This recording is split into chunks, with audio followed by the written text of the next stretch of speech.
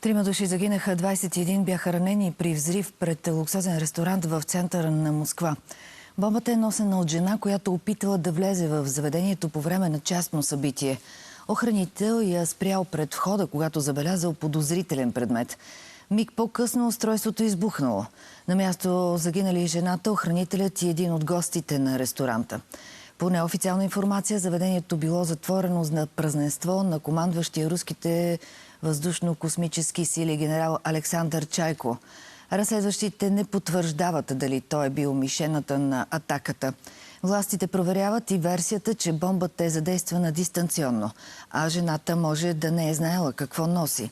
Междувременно Вашингтон обяви, че през следващите седмици ще направи нов опит да възобнови преговорите за прекратяване на войната в Украйна.